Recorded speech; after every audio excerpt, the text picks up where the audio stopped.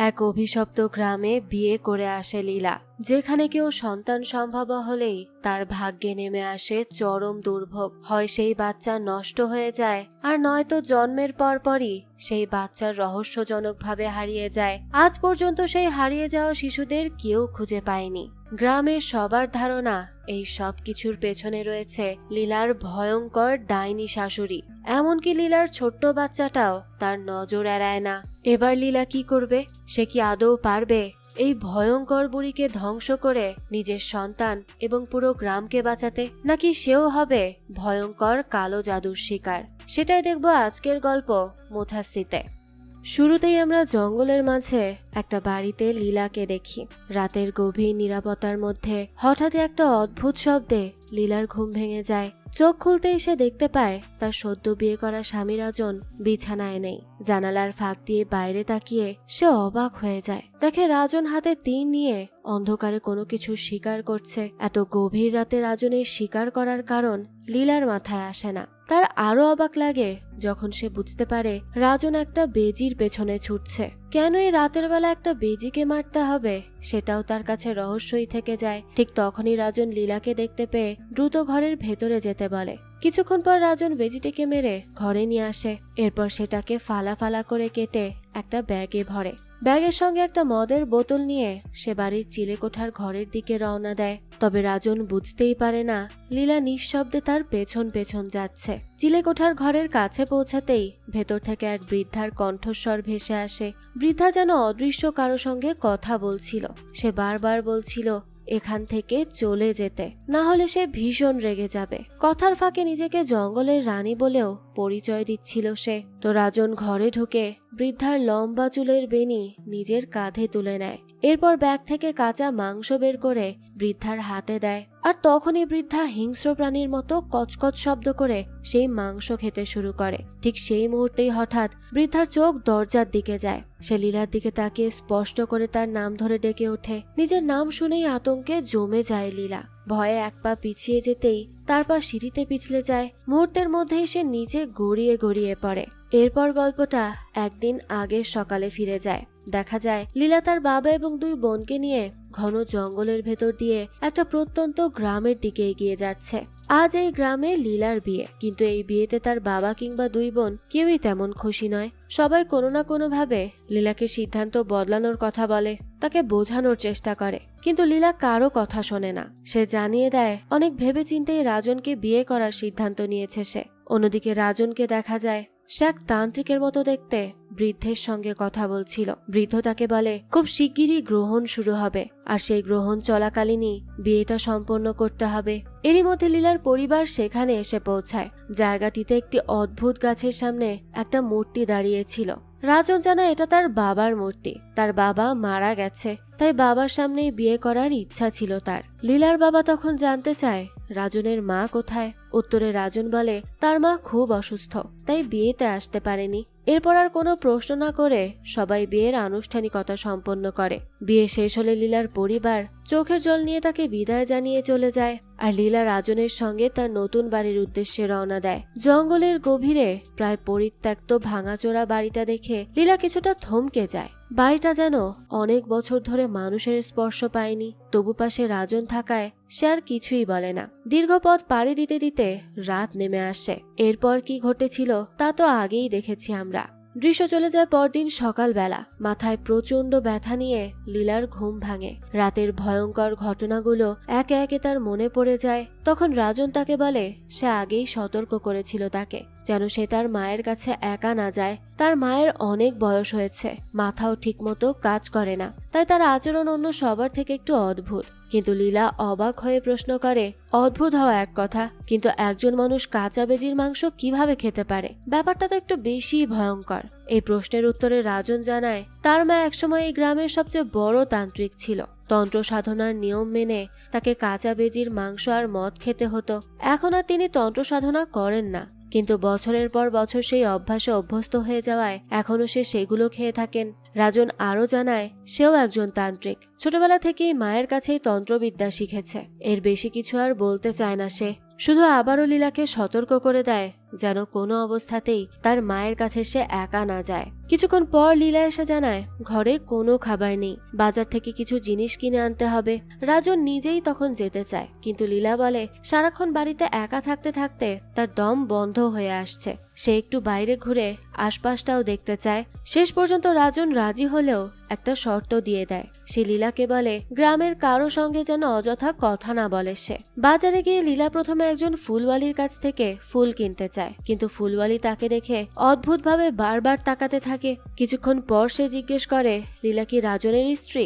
সে হেসে সম্মতি জানাতেই ফুলওয়ালির মুখের ভাব মুহূর্তেই বদলে যায়। সে অবাক হয়ে বলে বিয়ের আগে কি সে একবারও খোঁজ খবর নেয়নি? সে কি জানে না রাজনের বাড়ির ইতিহাস? তারপর নিচু স্বরে জানায় এই পুরো গ্রাম প্রায় 10 বছর ধরে অভিশপ্ত। ফুলওয়ালির কথা শুনে লীলা স্তব্ধ হয়ে যায়। ফুলওয়ালি তখন নিচু স্বরে আরো ভয়ঙ্কর একটা কথা জানায়। সে বলে এই গ্রামে যেই মহিলাই সন্তান সম্ভবা হয় তার ভাগ্যে কখনোই সুখ জোটে না। বেশিরভাগ ক্ষেত্রেই গর্ভের সন্তান নষ্ট হয়ে যায়, আর যদি কোনোভাবে সন্তান জন্মেও যায় তাহলেও কয়েকদিনের মধ্যেই সেই শিশুটি রহস্যজনকভাবে হারিয়ে যায়। আজ পর্যন্ত সেই হারিয়ে যাওয়া শিশুদের কাউকেই আর খুঁজে পাওয়া যায়নি। ফুলওয়ালি আরো বলে গ্রামের সবাই বিশ্বাস করে এই অভিশাপের শুরু হয়েছে রাজনের বাড়িকে ঘিরেই, তাই গ্রামের মানুষ দিনের আলো ছাড়া ওই বাড়ির আশেপাশেও যায় না। এমনকি রাজন ও তার পরিবারের সঙ্গেও কেউ কোনো সম্পর্ক রাখতে চায় না। এসব কথা শুনে লীলার বুকের ভেতর কাঁপুনি শুরু হয়ে যায়। রাজনের সম্পর্কে এতক্ষণ যা শুনেছে সে, তার সঙ্গে এই নতুন কথাগুলো মিলিয়ে তার মনে একের পর এক প্রশ্ন জাগতে থাকে। তবে ঠিক তখনই দূর থেকে রাজনের ডাক শুনতে পেয়ে সে আর কিচ্ছু না বলে দ্রুত সেখান থেকে চলে আসে। ফুলওয়ালি এরপর আরো ভয়ঙ্কর একটা ঘটনার কথা বলতে শুরু করে। সে আমাদের জানায় আজ থেকে বহু বছর আগে প্রভাকর নামের এক ব্যক্তি তার স্ত্রীকে নিয়ে ওই বাড়ির ভেতর ঢুকেছিল। উদ্দেশ্য ছিল বাড়িটিতে লুকিয়ে থাকা কিছু মূল্যবান জিনিস খুঁজে বের করা। কিন্তু বাড়ির ভেতরে ঢোকার কিছুক্ষণ পরই অদ্ভুত ঘটনা ঘটতে শুরু করে। হঠাৎ একটা বিশাল গাছের শিকড় মাটি ফুঁড়ে বেরিয়ে আসে। মুহূর্তের মধ্যেই সেই শিকড় প্রভাকরের স্ত্রীকে শক্ত করে জড়িয়ে ধরে। সে প্রাণপণে নিজেকে ছাড়ানোর চেষ্টা করলেও কোনো লাভ হয় না। একসময় শ্বাসরোধ হয়ে তার সেখানেই মৃত্যু হয়। স্ত্রীকে খুঁজে বের করার জন্য মুরলি তার 2 বন্ধুকে নিয়ে বাড়ির ভেতরে প্রবেশ করে। অনেক খোঁজাখুঁজির পরও তারা তার কোনো সন্ধান পায় না। একসময় মুরলি একটা ঘরের ভেতর ঢুকতেই হঠাৎই দরজাটা নিজে থেকেই বন্ধ হয়ে যায়। ঠিক তখনই ভেতর থেকে এক বিভীষিকাময় চিৎকার ভেসে আসে। সেই চিৎকার শুনে মুরলির 2 বন্ধু আতঙ্কে দৌড়ে পালিয়ে যায়। আর ঘরের ভেতরে মুরলি দেখতে পায় এক ভয়ঙ্কর ছায়ামূর্তি ধীরে ধীরে তার দিকে এগিয়ে আসছে। সেদিনের পর থেকে মুরলি কিংবা তার স্ত্রী দুজনের কাউকেই আর কোনোদিন খুঁজে পাওয়া যায়নি। ফুলওয়ালির মুখে এই সব কথা শুনেছিল লীলা, যা শুনে তার শরীর শিউরে ওঠে। তাই সে আর এক মুহূর্ত সেখানে দাঁড়িয়ে না থেকে দ্রুত বাড়ির দিকে ফিরে এসেছে। যাক, এরপর বাড়িতে ঢুকে এসে দেখতে পায় একটা ঘরের সামনে সারি সারি ছোট ছোট পুতুল ঝুলছে। এসব দেখে তার মনে কৌতূহল জাগে। আর তখন এগিয়ে যেতেই হঠাৎ তার শাশুড়ির ঠিক সামনে এসে দাঁড়ায়। লীলা তখন ভয়ে চিৎকার করে ওঠে, কিন্তু পরের মুহূর্তেই চোখ মেলে দেখে সেখানে কেউ নেই। ঠিক তখনই রাজন সেখানে এসে উপস্থিত হয়। সে লীলাকে শান্ত করে জানায় এই পুতুলগুলো তাদের পূর্বপুরুষদের সময় থেকে এখানে ঝুলছে। বহু প্রজন্ম ধরে তাদের পরিবার তন্ত্র সাধনা করে আসছে। এই পুতুলগুলোর ভেতরে বিভিন্ন আত্মাকে বন্দী করে রাখা হয়েছে, যাতে তারা কারো কোনো ক্ষতি করতে না পারে। এরই মধ্যে রাজনের মা খবরটা জানতে পারে যে তার স্ত্রী মা হতে চলেছে। এই খবর শুনেই সে পাগলের মতো হাসতে শুরু করে। তবে সেই হাসিতে নাতি আসার আনন্দের চেয়ে অন্য কিছুরই ইঙ্গিত ছিল বেশি। রাজন আর লীলা যখন তাকে আনুষ্ঠানিকভাবে সুখবরটা জানায়, তখন সে হাসতে হাসতেই বলে সে নিজেই এক নালায়েক, আর এক নালায়েক জন্ম দিয়ে কি হবে। কথাটা শুনে লীলা ভীষণ কষ্ট পায়। কাঁদতে কাঁদতে সে সেখান থেকে চলে যায়। রাজন তখন মায়ের কাছে গিয়ে বলে তার কথা মতোই তো সে লীলাকে বিয়ে করেছে, তাহলে এখন এমন কথা কেন বলছে। কিন্তু তার মা কোনো উত্তর না দিয়ে শুধু পাগলের মতো হেসেই যেতে থাকে। অন্যদিকে রাজন গিয়ে লীলাকে শান্ত করার চেষ্টা করে, কারণ লীলা অনেক বেশি কষ্ট পেয়েছিল। তখন লীলা চোখের পানি মুছতে মুছতে বলে তার মা এমন কথা কেন বলছে। সে আরো বলে গ্রামের মানুষ তার পরিবার সম্পর্কে অনেক ভয়ঙ্কর কথা বলে। এসব শুনে এখানে থাকতে তার ভয় লাগে। সে প্রস্তাব দেয় অন্তত সন্তান জন্ম হওয়া পর্যন্ত তারা যেন তার বাবার বাড়িতে গিয়ে থাকে। কিন্তু রাজন রাজি হয় না। সে বলে মাকে একা রেখে সে কোথাও যেতে পারবে না। সে লীলাকে বলে সে যেন ভয় না পায়, আর সে তাকে আশ্বাস দেয় যে সবকিছু ঠিক হয়ে যাবে। এরপর সে বলে তার মায়ের সঙ্গে সম্পর্ক ভালো করার চেষ্টা করাই লীলার একমাত্র কাজ হবে, আর সেটাই তার উচিত। তাহলে হয়তো তার ভয়ও কেটে যাবে। এরপর ধীরে ধীরে লীলা তার শাশুড়ির কাছে যেতে শুরু করে। সে তার লম্বা চুল বেঁধে দেয়, তার যত্ন নেয় আর বাড়ির বিভিন্ন কাজে সাহায্য করে। একদিন আলমারিতে খুঁজতে গিয়ে লীলা তামার পাতায় খোদাই করা অদ্ভুত ভাষায় লেখা একটা পুরনো পাণ্ডুলিপি খুঁজে পায়, কিন্তু ভাষাটা সে বুঝতেই পারে না। যাক, এরপর সে তার নিজের কাজে মন দেয়। তরকারি কাটতে কাটতে হঠাৎই তার হাত কেটে যায়। ঠিক তখনই তার শাশুড়ি তাকে মদের বোতল এনে দিতে বলে। লীলা কাছে যেতেই তার শাশুড়ি এমন ভাবে শ্বাস নিতে থাকে যেন কোনো সুস্বাদু খাবারের ঘ্রাণ পাচ্ছে সে। হঠাৎ সে লীলার হাত চেপে ধরে আর তার রক্ত চুষে খেতে শুরু করে। ভয় লীলা স্তব্ধ হয়ে যায়। একসময় তার শাশুড়ি বলে ওঠে, তার রক্তই সবচেয়ে শুদ্ধ। লীলার এক মুহূর্তও সেখানে না থেকে দ্রুত চলে আসে। কিছুক্ষণ পর সে লক্ষ্য করে তার হাতের কাটা দাগটিও আর নেই। পরে লীলা রাজনকে জিজ্ঞেস করে, গ্রামের মানুষ তার মাকে এত ভয় পায় কেন? রাজন বলে, আসলে এই গ্রামের সব অশুভ শক্তির বিরুদ্ধে তার পরিবার বহু প্রজন্ম ধরে লড়াই করে আসছে, কিন্তু সেই অশুভ শক্তিগুলোই গ্রামের মানুষের মনে তাদের সম্পর্কে নানান ভয়ঙ্কর কথা ছড়িয়ে দিয়েছে। লীলা এরপর আর কিচ্ছু বলে না। এরপর দেখা যায় শ্রীধর নামের আর এক তান্ত্রিকের আগমন হয়। একদিন রাজন বাড়ির পেছনে যাওয়ার সময় শ্রীধর তার পথ আটকে দাঁড়ায়। রাজন তাকে চিনতে পারে না। শ্রীধর তখন রাজনকে মদ খাওয়ার প্রস্তাব দেয়। রাজন জানায় সে মদ খায় না। তখন শ্রীধর হেসে বলে, তাহলে তার ব্যাগে করে মদের বোতল কোথায় নিয়ে যাচ্ছে সে? নিজের ব্যাগে মদ আছে। এই কথা শ্রীধর কিভাবে জানলো সেটা ভেবেই রাজন অবাক হয়ে যায়। সে শ্রীধরকে জিজ্ঞেস করে তার পরিচয় কি। জবাবে শ্রীধর বলে সে রাজনের খুব কাছের আত্মীয়, সে তার বড় ভাই। তাদের দাদি সমেশ্বরীর এক ছেলে ও এক মেয়ে ছিল।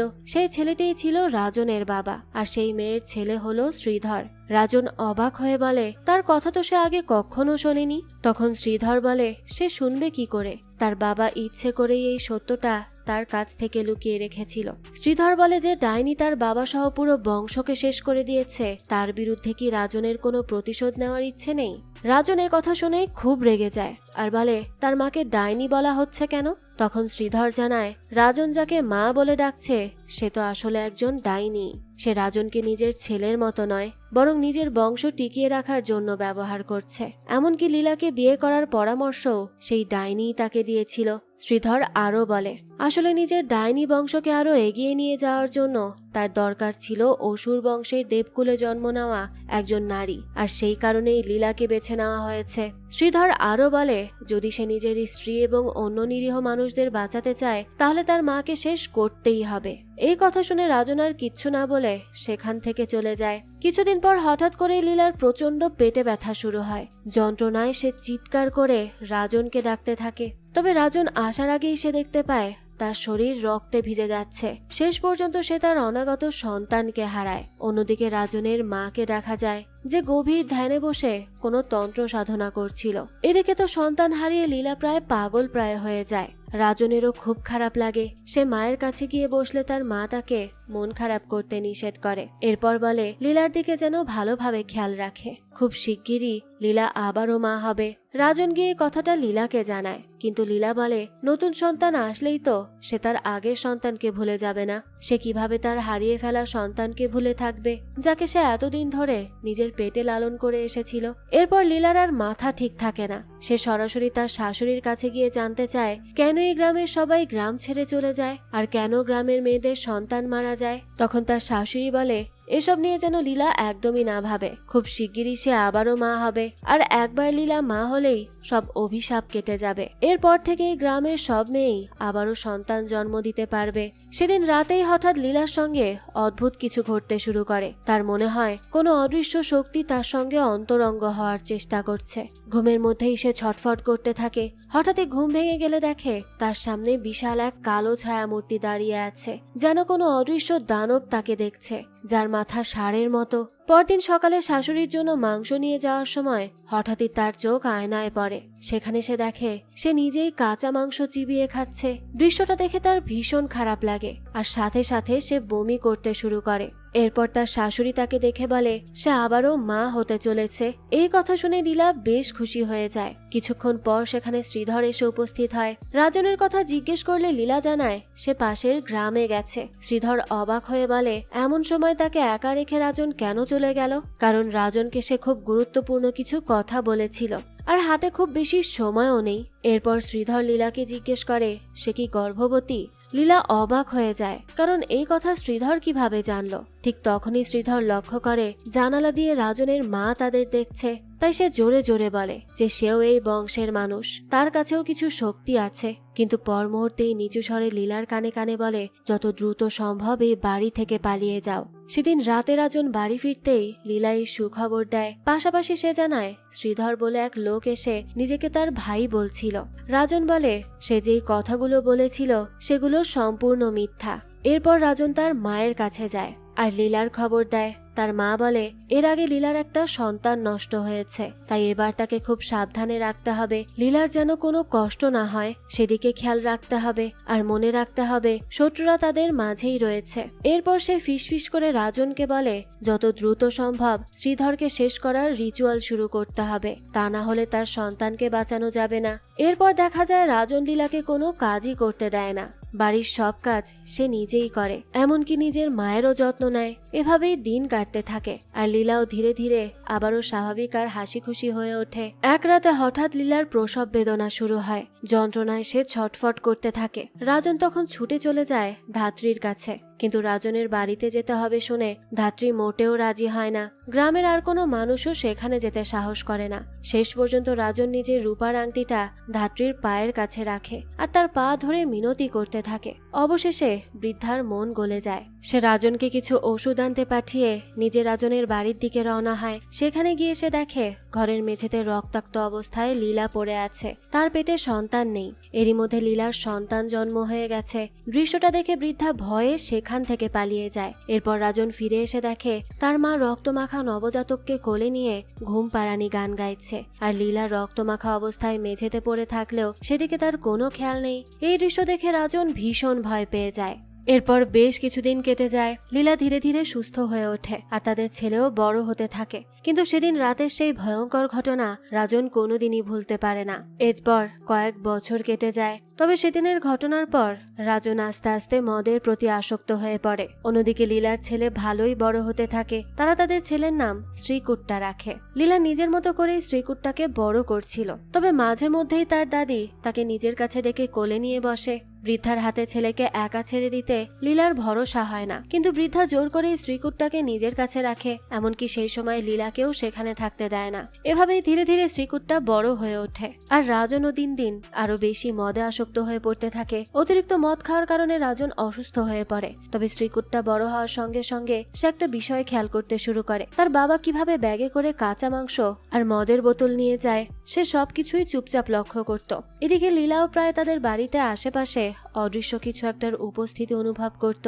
একদিন রাজন দেখতে পায় তার মার জন্য সে যে কাঁচা মাংস রেখে গেছে শ্রীকুট্টা সেটার কাছে গিয়ে ঘ্রাণ নিচ্ছে, যেন খুব সুস্বাদু কোনো খাবার। এরপর সে এক টুকরো মাংস মুখে দিতে যায়। ঠিক তখনই তার দাদির ডাক শুনে সে সেখান থেকে চলে যায়। এসব দেখে রাজন আরো ভেঙে পড়ে। সে প্রচুর মদ খেয়ে মাতাল হয়ে যায়। তার মা বারবার খাবার নিয়ে আসতে ডাকলেও সে কিছুই বুঝতে পারে না। শেষ পর্যন্ত শ্রীকুট্টাই তার দাদির জন্য খাবার আর মদের বোতল ব্যাগে ভরে চিলেকোঠার ঘরে নিয়ে যায়। সেখানে গিয়ে সে দাদির সঙ্গে দুষ্টুমি করতে থাকে। খাবার দেবে না বলে তাকে মজা করে জ্বালাতে থাকে। ঠিক তখনই লীলা এসে শ্রীকুট্টাকে ডেকে নিয়ে যায়, কারণ শ্রীকুট্টার ওই ঘরে যাওয়া লীলার একেবারেই পছন্দ ছিল না। একদিন লীলা এসে দেখে শ্রীকুট্টা সেই ঘরে খেলছে যেখানে আত্মাবন্দী পুতুলগুলো রাখা হয়। তার দাদির কাছ থেকে শেখা তন্ত্রমন্ত্র পড়ছিল সে। লীলা সঙ্গে সঙ্গে শ্রীকুট্টাকে ধমক দিয়ে সেখান থেকে সরিয়ে নিয়ে আসে। এতে সে বেশ হতাশ হয়ে যায়। যেসব জিনিস থেকে সে ছেলেকে দূরে রাখতে চাইছিল শ্রীকুট্টা যেন সেগুলোর দিকেই আরো বেশি আকৃষ্ট হচ্ছিল। একদিন খেলতে খেলতে শ্রীকুট্টা গ্রামের কয়েকটা ছেলেকে তাদের বাড়ির কাছে নিয়ে আসে। খেলতে খেলতেই তাদের মধ্যে ঝগড়া শুরু হয়ে যায়। একটা ছেলে তাকে ধাক্কা দিতেই শ্রীকুট্টার চোখ রাগে লাল হয়ে ওঠে। কয়েকজন মিলে তাকে ধরে রাখার চেষ্টা করলেও কেউ তাকে থামাতে পারে না। ঠিক তখনই একটা ছেলের মা সেখানে চলে আসে। সে গর্ভবতী ছিল। ছেলেদের ধমক দিয়ে সে বলতে থাকে এখানে আসতে তো তাদের আগেই নিষেধ করা হয়েছিল। কথাটা শুনে শ্রীকুট্টা এবার সেই মহিলার দিকেই রাগী চোখে এগিয়ে যায়। এরপর সে মহিলার পেটের উপর হাত রাখে। ভয়ে মহিলাটা নিজের ছেলেকে নিয়ে দ্রুত সেখান থেকে চলে যায়। যাওয়ার সময় লীলাকে বলে নিজের ছেলেকে যেন সে একটু সামলে রাখে। এরপর লীলা রেগে মেগে গিয়ে শ্রীকুট্টাকে অনেক বকাঝকা করতে থাকে, কিন্তু শ্রীকুট্টা একটুও ভয় পায় না, বরং রাগী চোখে মায়ের দিকেই তাকিয়ে থাকে। ঠিক তখনই রাজন এসে ছেলেকে একটা বেত দিয়ে মারতে শুরু করে। সে রেগে মেগে বলে তার এত বড় সাহস, সে নিজের মায়ের দিকে চোখ রাঙাচ্ছে। শেষ পর্যন্ত লীলা রাজনকে থামায়। কাঁদতে কাঁদতে রাজন বলে তাদের ছেলেটা এমন হয়ে গেল কেন। অন্যদিকে নিজের ঘরে বসেই সবকিছু বুঝতে পারছিল রাজনের মা। নাতির গায়ে কেউ হাত তুলেছে, এই দৃশ্য তার চোখে পানি এনে দেয়। লীলা রাজনকে বলে মদ খাওয়া শুরু করার পর থেকে সে অনেক বদলে গেছে। সারাদিন নেশায় ডুবে থাকে, তার বা শ্রীকুট্টার দিকে তার তেমন খেয়ালই নেই। কথাগুলো শুনে রাজন চুপ হয়ে যায়। লীলা তখন কাঁদতে কাঁদতে নিজের ঘরে চলে যায়। অন্যদিকে দৃশ্য যায় গীতার কাছে। গীতাই সেই গর্ভবতী মহিলা যার সঙ্গে বিকেলে শ্রীকুট্টার দেখা হয়েছিল, আর সে তার পেটে হাত রেখেছিল। ঘটনার পর গীতা নিজের ছেলেকে তার বাবার বাড়িতে পাঠিয়ে দেয়, কারণ সে চায় না তার ছেলে আর শ্রীকুট্টার সঙ্গে মিশুক। এর কিছুক্ষণ পরই গীতার প্রচন্ড পেটে ব্যথা শুরু হয়। দেখতে দেখতে তার গর্ভের সন্তানটা মারা যায়। গীতা কান্নায় ভেঙে পড়ে, আর তার স্বামী বাবু প্রচন্ড ক্ষুব্ধ হয়ে ওঠে। বাবু গ্রামের লোকজনকে জড়ো করে মশাল হাতে রাজনের বাড়িতে হামলা করতে যায়। তারা রাজনকে মারধর করতেও উদ্যত হয়। ঠিক তখনই গ্রামের প্রধান এসে সবাইকে থামায়। গ্রামের প্রধান বলে রাজনের পরিবার বহু বছর ধরে এই গ্রামের জন্য অশান্তির কারণ, আর শ্রীকুট্টার জন্মের পর থেকে এসব ঘটনা আরো বেড়ে গেছে। পুরো গ্রাম যেন অভিশপ্ত হয়ে পড়েছে। তাই আজ থেকে তাদের পরিবারকে এক ঘরে করে দেওয়া হলো। হয় তারা গ্রাম ছেড়ে চলে যাবে, নয়তো ঘরের বাইরে বের হতে পারবে না। এই কথা বলে গ্রামের প্রধান সবাইকে নিয়ে চলে যায়। রাজন তখন দিশেহারা হয়ে পড়ে। অবশেষে বহু বছর পর সে সাহায্যের আশায় তার ভাই শ্রীধরের কাছে যায়। শ্রীধর রাজনকে বলে সে জানতো একদিন সে ঠিকই তার কাছে আসবে, তবে আসতে তার অনেক দেরি হয়ে গেছে। রাজন বলে সে অনেক ভুল করেছে, তাই সে শ্রীধরের কাছে ক্ষমা চেয়ে তার সাহায্য চাইতে এসেছে। শ্রীধর বলে সে কেন ক্ষমা চাইছে? ক্ষমা চাওয়ার মতো কিছুই তো সে করেনি, যা করার সবই করেছে তার মা। এরপর শ্রীধর বলে সে জানে রাজন কি জানতে চায়, তবে যদি সেদিন তার কথা মতো সে তার মাকে মেরে ফেলতো তাহলে এত কিছু ঘটতই না। রাজন বলে সে তখন নিজের মাকে কিভাবে মারত। শ্রীধর জানায় যাকে রাজন নিজের মা বলে জানে সে আসলে তার আসল মা নয়। রাজনের জন্মের 18 বছর আগেই তার আসল মা কান্তি মারা গেছে। এখন কান্তির শরীরে এক শয়তানি শক্তি বাস করছে, আর সেই শক্তি শ্রীধরকে জন্ম দিয়েছে। আর কান্তির আসল আত্মা বন্দী হয়ে আছে ষাঁড়ের মতো দেখতে এক ভয়ঙ্কর দানবের কাছে। শ্রীধর আরো বলে শ্রীকুট্টা আসলে রাজন আর লীলার সন্তান নয়, সে কান্তি আর ওই দানবের সন্তান। লীলাকে শুধু সেই সন্তান জন্ম দেওয়ার জন্য ব্যবহার করা হয়েছে। সে আরো জানায় শ্রীকুট্টার বয়স যখন 11 বছর হবে তখন এক পূর্ণিমার রাতে সে মানুষ থেকে দানবে পরিণত হবে, ঠিক তার মায়ের মতো। কথাগুলো শুনে রাজন একেবারে ভেঙে পড়ে। সে শ্রীধরকে জিজ্ঞেস করে এর কোনো উপায় কি নেই? শ্রীধর বলে উপায় অবশ্যই আছে, তবে তার আগে রাজনকে তার মায়ের অতীত সম্পর্কে সবকিছু জানতে হবে। তার মা কে ছিল, কোথা থেকে এসেছিল, আর তার অতীতের আসল সত্য কি, এসব না জানলে কোনো সমাধানই খুঁজে পাওয়া যাবে না। শ্রীধর এরপর রাজনের মায়ের অতীতের কথা বলতে শুরু করে। সে জানায় কান্তির জন্ম হয়েছিল এক শিকারী পরিবারে। ছোটবেলা থেকেই সে ছিল অসাধারণ সুন্দরী। তার চোখ ছিল হালকা বাদামি, আর তার রূপ ছিল এতটাই মুগ্ধকর যে তাকে একবার দেখলেই যে কেউ তার প্রেমে পড়ে যেত। তবে কান্তির সবচেয়ে বড় বৈশিষ্ট্য ছিল তার জন্মগত অতীন্দ্রিয় শক্তি। ছোটবেলা থেকে তার মধ্যে সেই শক্তির প্রকাশ দেখা যায়, আর সেই কারণেই তার মা একদিন তাকে তন্ত্রবিদ্যা শেখানোর জন্য এক শক্তিশালী তান্ত্রিকের কাছে নিয়ে যায়। সেই তান্ত্রিকের নাম ছিল সোমেশ্বরী। তার এক ছেলে ও এক মেয়ে ছিল। সোমেশ্বরীর আশ্রয়েই কান্তি তন্ত্রমন্ত্র শেখা শুরু করে। কান্তি ছিল অত্যন্ত মেধাবী, তাই খুব অল্প সময়ই সে একের পর এক বিদ্যা আয়ত্ত করে ফেলে। সোমেশ্বরীও তাকে নিজের সেরা শিষ্যদের একজন হিসেবে গড়ে তুলতে শুরু করে। রক্তচরিত্র গ্রন্থের প্রায় সব অধ্যায় কান্তিকে শেখানো হয়, কিন্তু একটা অধ্যায় তাকে কোনোদিন শেখানো হয়নি। সেই অধ্যায়ের নাম ছিল রক্তাক্ষর, কারণ সেই অধ্যায় শেখানো কঠোরভাবে নিষিদ্ধ ছিল। সোমেশ্বরী বিশ্বাস করত ওই বিদ্যা ভুল মানুষের হাতে পড়লে ভয়ঙ্কর বিপর্যয় নেমে আসবে। তবে কান্তির ভীষণ আগ্রহ ছিল রক্তাক্ষর অধ্যায় আসলে কি লেখা আছে সেটা জানার। সোমেশ্বরী যতই তাকে নিষেধ করুক, সেই কৌতূহল দিন দিন আরো বাড়তেই থাকে তার। এরই মধ্যে কাছের এক জঙ্গলে এক ভয়ঙ্কর দানবের দেখা মেলে। ঠিক সেই সময়ে সোমেশ্বরী তার নাতির নামকরণ অনুষ্ঠানে যোগ দিতে রত্নাগিরি চলে যায়। যাওয়ার আগে পুরো আশ্রমের দায়িত্ব কান্তির হাতে তুলে দিয়ে যায়, আর সুযোগ পেয়ে কান্তি জঙ্গলে গিয়ে সেই ভয়ঙ্কর দানবকে হত্যা করে। এই ঘটনার পর পুরো গ্রাম তাকে নায়িকার চোখে দেখতে শুরু করে। সবাই তাকে চণ্ডলিকা নামে ডাকতে থাকে। চণ্ডলিকা ছিল এক দেবীর নাম। মানুষের এত সম্মান আর প্রশংসায় ধীরে ধীরে কান্তির অহংকার বেড়ে যায়। সে নিজেকে সবার চেয়ে শ্রেষ্ঠ ভাবতে শুরু করে। একদিন কৌতূহল আর সামলাতে না পেরে সে লুকিয়ে রক্তচরিত্র গ্রন্থ খুলে নিষিদ্ধ রক্তাক্ষর অধ্যায়টি পড়ে ফেলে। সেই অধ্যায় পড়ার পর থেকেই কান্তি পুরোপুরি বদলে যায়। সেখানে লেখা ছিল কোনো সুদর্শন পুরুষকে বিয়ে করে তার আত্মাকে বন্দী করতে পারলে অপরিসীম ক্ষমতা লাভ করা সম্ভব। ক্ষমতার লোভে কান্তি সোমেশ্বরীর ছেলেকেই প্রেমের ফাঁদে ফেলে, পরে তাকে বিয়ে করে আর নির্মমভাবে হত্যা করে তার আত্মাকে বন্দী করে ফেলে। সেই কালো তন্ত্রের ফলেই জন্ম নেয় ষাঁড়ের মতো দেখতে এক ভয়ঙ্কর দানব। সোমেশ্বরী ফিরে এসে সবকিছু জানতে পেরে কান্তিকে অভিশাপ দেয়, কিন্তু সেই অভিশাপ কোনো কাজেই আসে না, বরং কান্তি একে একে সোমেশ্বরীর পুরো বংশকেই ধ্বংস করে দেয়। তবে কান্তি একটা বিষয় জানতো না, সোমেশ্বরীর মেয়ের ঘরের এক নাতি এখনো জীবিত ছিল, আর সে এটাও জানতো না যে তার নিজের গর্ভেও সোমেশ্বরীর বংশেরই এক সন্তান বেড়ে উঠছে, অর্থাৎ সোমেশ্বরীর ছেলের সন্তান। সময়ের সঙ্গে সেই সন্তানের জন্ম হয়, তার নাম রাখা হয় রাজন। অন্যদিকে কান্তির তন্ত্রবিদ্যার শক্তিও ধীরে ধীরে বাড়তে থাকে। এক সময় সে এমন অবস্থায় পৌঁছে যায় যে শুধু বেজির কাঁচা মাংস আর মদ খেয়েই বেঁচে থাকতে শুরু করে, কিন্তু পরে এক দৈব শক্তি তার উপর ভর করে, যার ফলে তার সমস্ত তান্ত্রিক শক্তি ধীরে ধীরে বিনষ্ট হয়ে যায়। সেই শক্তি আবার ফিরে পাওয়ার জন্য তার দরকার ছিল দেবকুলে জন্ম নেওয়া এক নারীর, আর সেই নারীই ছিল লীলা। তাই শুরু থেকেই লীলাকে পরিকল্পনা করে এই বাড়িতে আনা হয়েছিল। শেষে শ্রীধর জানায় সোমেশ্বরীর মেয়ের ঘরের যে নাতি এখনো বেঁচে আছে সে আর কেউ নয়, সে নিজেই। এই সব সত্য একসঙ্গে শুনে রাজন যেন পুরোপুরি স্তব্ধ হয়ে যায়। তার এতদিনের বিশ্বাস মুহূর্তেই ভেঙে চুরমার হয়ে যায়। শ্রীধর বলে, এতদিনের এই পরিকল্পনার একটাই উদ্দেশ্য ছিল, কান্তিকে শেষ করার জন্য এখন রাজনের সাহায্য দরকার। রাজন তাকে জিজ্ঞেস করে এখন তাকে কি করতে হবে, সে যেন সব খুলে বলে। ওদিকে কান্তি লীলাকে ডেকে পাঠায়। সে রাগে বলে, শ্রীকুটটাকে ছুঁয়ে দেখার সাহস লীলার কি করে হলো? রাজনের ব্যাপারে সে কিছুই ভাবে না, কিন্তু শ্রীকুটটার গায়ে যদি আর একবার হাত তোলে তাহলে সে লীলাকে মেরেই ফেলবে। এরপর শ্রীকুটটার সঙ্গে সে যা ইচ্ছা তাই করবে। লীলা অবাক হয়ে বলে, সে নিজের ছেলেকে কি করবে তা সে কান্তির কাছ থেকে জানতে চায় না, আর যে মানুষের নড়াচড়া করার শক্তি নেই সে কিভাবে এত ভয় দেখায়? কান্তি হেসে বলে, সে হয়তো আর আগের মতো সব জায়গায় যেতে পারে না, তার শরীরেও আগের মতো শক্তি নেই, কিন্তু মানুষকে দিয়ে কি করাতে হয় তা সে খুব ভালো করেই জানে। এরপর হাসতে হাসতে বলে, লীলা কোনো ধারণাই করতে পারছে না কিভাবে সেই বাড়িতে এসেছে। শুরু থেকে আজ পর্যন্ত সবকিছুই তার ইশারাতেই হয়েছে, আর শেষটাও তার ইচ্ছা মতোই হবে। এদিকে রাজন বাড়ি ফিরে এসে শুনতে পায় তার মা ঘরের ভেতরে বসে গুনগুন করে অদ্ভুত কিছু মন্ত্র উচ্চারণ করছে। এরপরই রাজন লীলার কাছে যায়। লীলা তাকে জিজ্ঞেস করে তার মা যা বলেছে সেগুলো কি সত্যি?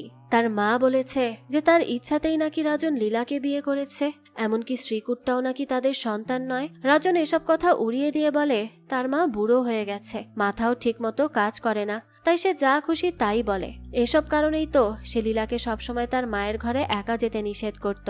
এরপর লীলা আর কিচ্ছু বলে না। অন্যদিকে রাজন চলে যায় কান্তির ঘরে। সেখানে গিয়ে সে কান্তিকে জিজ্ঞেস করে শ্রীকুটটা কি সত্যিই তার ছেলে? কান্তি হেসে বলে সে তো শ্রীধরের কাছ থেকে সবই জেনে এসেছে। রাজন বলে তবুও সে তার মুখ থেকেই সত্যিটা শুনতে চায়। তখন কান্তি চিৎকার করে বলে শ্রীকুটটা তারই সন্তান। এরপর সে বিদ্রুপ করে বলে শ্রীকুটটার সঙ্গে রাজনের কোনো মিল নেই, সে রাজনের মতো দুর্বল নয়, সে একজন আসল শক্তিশালী পুরুষ। তো কথা বলতে বলতে রাজন ধীরে ধীরে কান্তির পেছনে গিয়ে বসে। তারপর তার লম্বা চুল নিজের হাতে পেঁচাতে শুরু করে। শ্রীধর তাকে বলেছিল কান্তিকে শুধু তার নিজের চুল দিয়েই মারা সম্ভব, অন্য কোনোভাবে নয়।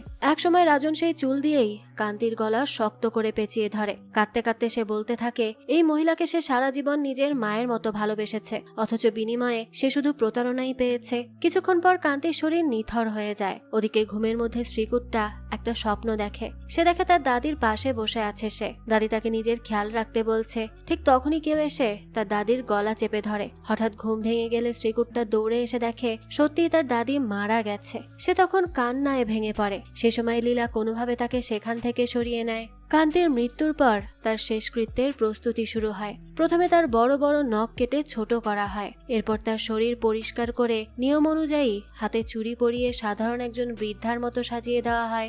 এরপর একজন বলে তাকে সাদা চাদরে মুড়িয়ে দিতে, কিন্তু রাজন বাধা দিয়ে বলে এসব প্রচলিত নিয়মের কিছুই এই মহিলার জন্য প্রযোজ্য নয়, তাই সাদা চাদর দেওয়ারও কোনো দরকার নেই।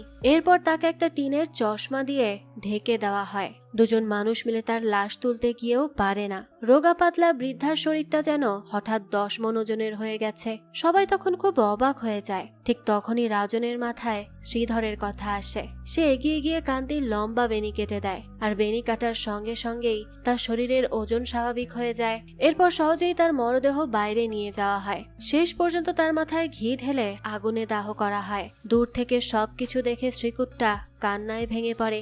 দাহ শেষ হওয়ার পর লীলার বাবা রাজনকে জিজ্ঞেস করে যে এতদিন সে কেন কোনো কিছু নিয়ে প্রশ্ন করেনি, কিন্তু এবার সে জানতে চায় আসলে কি হয়েছে, কান্তির শেষকৃত্য এত অদ্ভুত ভাবে কেন হলো, আর সে কিভাবে মারা গেল।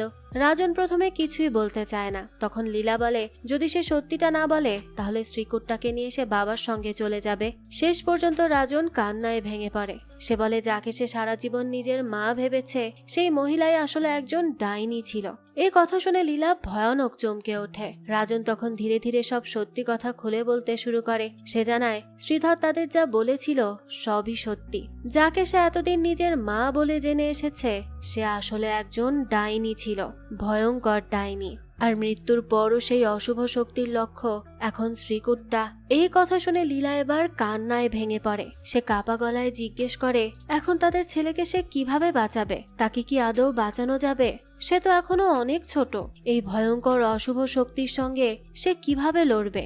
এসব নিয়ে সে খুব অস্থির হয়ে পড়ে। রাজন তখন তাকে শান্ত করার চেষ্টা করে। সে বলে ভয় পেলে চলবে না, যেভাবেই হোক তাদের চেষ্টা করে যেতে হবে, কোনো না কোনো উপায় নিশ্চয়ই আছে। এবার লীলার বাবা কথা বলে। সে বলে যদি সত্যি এত ভয়ঙ্কর ঘটনা ঘটে থাকে তাহলে তাদের আর এই গ্রামে থাকা উচিত নয়। শ্রীকুট্টাকে নিয়ে সবাই তার সঙ্গে চলে যাক, অন্তত ছেলেটা নিরাপদে থাকবে। কিন্তু রাজন তখন মাথা নেড়ে বলে তা কখনোই সম্ভব নয়, কারণ শ্রীকুট্টাই একমাত্র যে ভবিষ্যতে সেই ডাইনিকে সম্পূর্ণভাবে শেষ করতে পারবে।